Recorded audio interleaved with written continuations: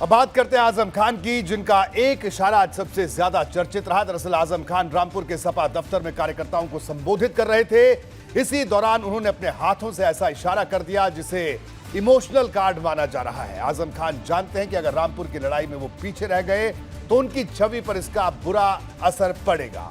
लोग चर्चा करने लगेंगे कि आजम अपने दम पर एक विधानसभा सीट भी अब नहीं जितवा सकते। यही वजह है कि आजम खान इस चुनाव में पूरी ताकत झोंक रहे हैं। आसिम राजा के नामांकन से लेकर उनके चुनाव प्रचार तक हर चीज की कमान खुद आजम ने संभाल रखी है। यानी आजम भले ये चुनाव ना लड़ रहे हो, लेकिन ये चुनाव उनके नाम पर ही लड़ा जा रहा है।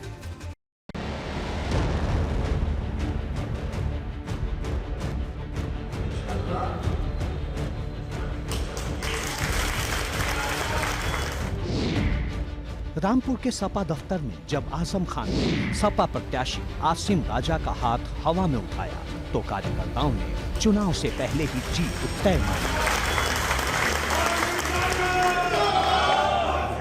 लेकिन इस दफ्तर में ऐसा भी बहुत कुछ हुआ जो लंबे समय तक याद रखा जाएगा।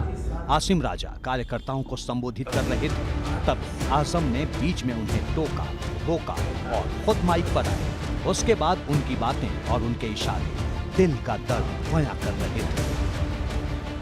तकरीबन आधी सदी 45 बरस आप रहे हैं, 45 बरस आप रहे हैं। आज सवाल किसी की हार और जीत का नहीं है,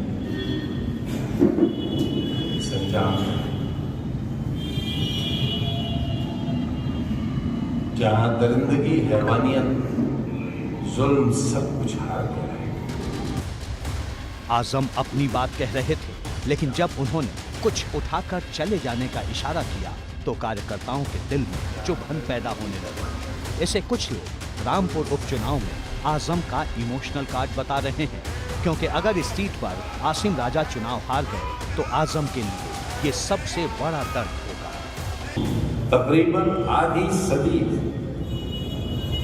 45 बरस आप रहे हैं, 45 बरस आप रहे हैं।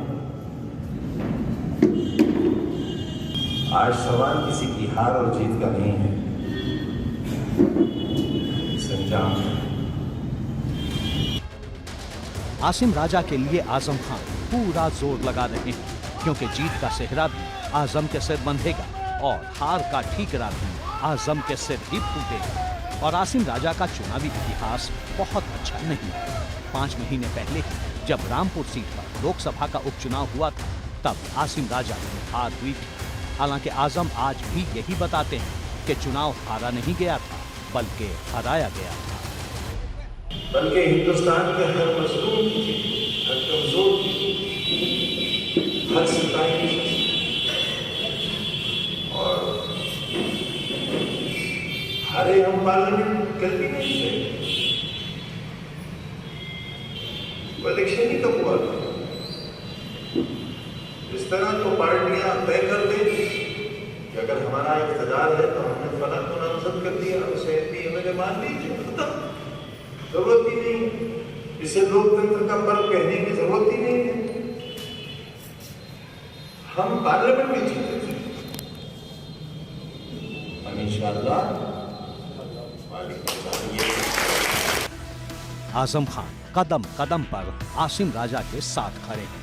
जब आसिम राजा का नामांकन होना था तब भी आजम साथ साथ थे, और नामांकन से पहले ही उन्होंने पार्टी दफ्तर दारुल आवाम पर कार्यकर्ताओं को संबोधित करते हुए इशारों में बहुत कुछ कह दिया था। आज सवाल किसी की हार और जीत का नहीं है, संजाम है। चुनाव में हार के बाद दलीलें भले कुछ भी दी जाएं, लेकिन रिकॉर्ड में जो लिखा है वही अंतिम सत्य होता है।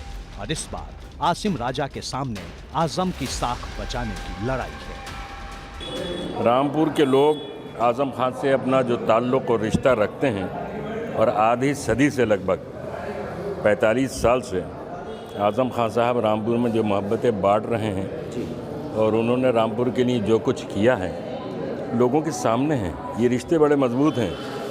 10 बार यहाँ से आज़म खान साहब को विधायक चुना है।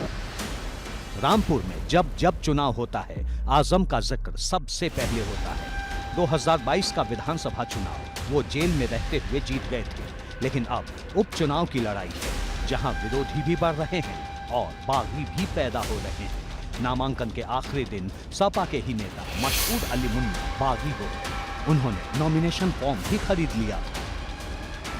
लोकसभा के टिकट में भी हम लोग चाहते थे टिकट मिले, चमोरा विधानसभा का टिकट भी चाहते थे हम लोग। देखिए जातिगत आंकड़े जो हैं हावी हैं पूरे प्रदेश की राजनीति में। घनश्याम लोधी इसलिए सांसद है रामपुर से कि 1.5 लाख लोधी वोट है यहाँ और 2.5 लाख तुर्क वोट है, उसकी कोई गिनती नहीं है यहाँ। हम ये बार बार कहते आ रहे हैं कि हमारा हक बनता है, हम लोग को वोट दीजिए, जरूर नहीं मुझे मस्कुर मुल्क दीजिए, किसी को दे दीजिए तुर्क को। जब 3-3 4 ब्लॉक प्रमुख रहे, हमारे जिला परिषद के अध्यक्ष रहे तुर्क, तो अनदेखी की जा रही है हमारी। हम मशहूर अली मुन्ना ने बगावत का तूफान उठाया तो रामपुर से लखनऊ तक हलचल तेज हो गई। हालांकि आसिम राजा कहते हैं अब सब कुछ ठीक है। ये कोई विरोध नहीं है। मुन्ना मशकूर हमारे साथी रहे हैं और हैं। अभी 4 महीने पहले उनको MLC का इलेक्शन पार्टी ने लड़ाया है, तो वो पार्टी के साथ हैं, रहेंगे। ये कोई ऐसी बात नहीं है, ना हमारी अभी नॉलेज में है। रामपुर की सीट पर सपा के लिए ये लड़ाई एक विधायक भर की नहीं है। यहाँ लड़ाई तो आज़म की सियासी इज्जत बचाने की है और अगर ऐसे ही पार्टी में बवंडर खड़ा होता रहा तो 5 दिसंबर तक बड़ा तूफान आ सकता है। ABP गंगा के लिए रामपुर से उबैदुर रहमान की रिपोर्ट। रामपुर सदर सीट पर पहली बार 1974 में चुनाव हुआ था। तब से अब तक 12 से ज्यादा बार विधानसभा चुनाव हुए। मैं आपको ये आंकड़े इस वजह से बता रहा हूं क्योंकि आज तक यहां किसी हिंदू प्रत्याशी की जीत नहीं हुई। यहां हिंदू प्रत्याशी का जिक्र इस वजह से जरूरी हो जाता है क्योंकि भाजपा हिंदू प्रत्याशी के जरिए ही आजम के किले में सेंध लगाना चाहती है। आज भाजपा प्रत्याशी आकाश सक्सेना ने नामांकन दाखिल कर दिया। आकाश सक्सेना के साथ पूर्व केंद्रीय मंत्री मुख्तार अब्बास नकवी हर फ्रेम में दिखाई दिए।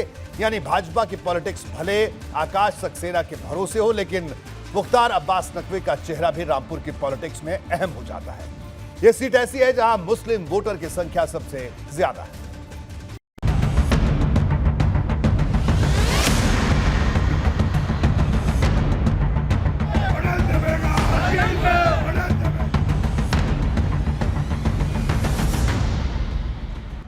सिर पर भगवा टोपी, साथ में मुख्तार अब्बास नकवी और चेहरे पर विजय की उम्मीदों वाली मुस्कान।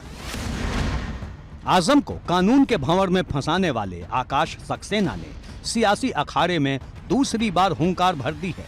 हालांकि आकाश के सामने इस बार आजम नहीं है, लेकिन जिस प्रत्याशी से आकाश की टक्कर है वो आजम से कम भी नहीं है, क्योंकि आसिम राजा के सिर पर आजम का ही हाथ है।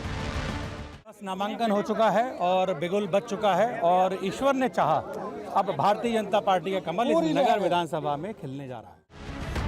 आकाश सक्सेना रामपुर सदर सीट से दूसरी बार विधानसभा चुनाव लड़ रहे हैं। 8 महीने पहले आजम ने आकाश को करीब 55,000 वोटों के अंतर से हराया था और इस बार वो पिछली हार का बदला लेने के इरादे से उतरे हैं। किसी से मुकाबला नहीं है, हमारा मुकाबला किसी से नहीं है। यहाँ लड़ाई सत्य और असत्य की लड़ाई है, ये सबको पता है और ये लड़ाई हम जीतने जा रहे हैं। आजम की सत्ता के खिलाफ ताल ठोकने वाले आकाश सक्सेना वैसे तो कानूनी दांवपेच के अच्छे जानकार हैं, लेकिन चुनावी अखाड़े में उन्हें आज भी जीत की तलाश है।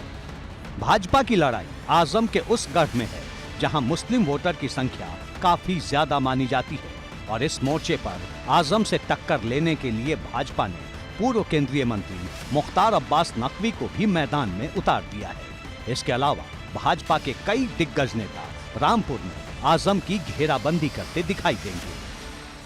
भारतीय जनता पार्टी जिस समावेशी विकास, सर्वस्पर्शी सशक्तिकरण के संकल्प के साथ काम करती रही है, उसका प्रभाव और उसका असर समाज के सभी वर्गों में साफ तौर से दिखाई पड़ता है। और अभी कुछ दिनों पहले ही यहाँ पर लोकसभा के उपचुनाव में भारतीय जनता पार्टी ने अपनी विजय पताका फहराई। हमारी रणनीति तो साफ है, रूल ऑफ लॉ और विकास का पहिया तेजी से घूमे। हर तरह से उत्तर प्रदेश सरकार माननीय मोदी जी के नेतृत्व में और माननीय योगी जी के नेतृत्व में कानून का शासन और विकास का पहिया बहुत तेजी से घूमे। रामपुर की सियासी जमीन पर भाजपा का रिकॉर्ड बहुत अच्छा नहीं है, लेकिन पिछले कुछ चुनाव में भाजपा के लिए नई उम्मीदें पैदा हुई। 5 महीने पहले ही घनश्याम लोधी ने आसिम राजा को लोकसभा उपचुनाव में हराया था और इस बार विधानसभा उपचुनाव में आसिम राजा को पटखनी देने के लिए तैयारी तेज हो गई है।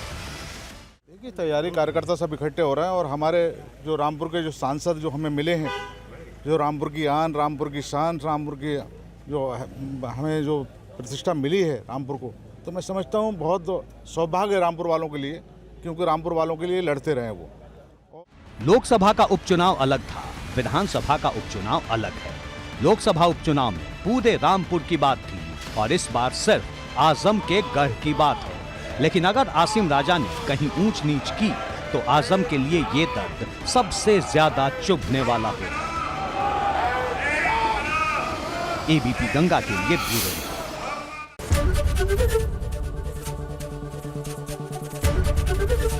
एबीपी गंगा, खबर आपकी, जुबान आपकी।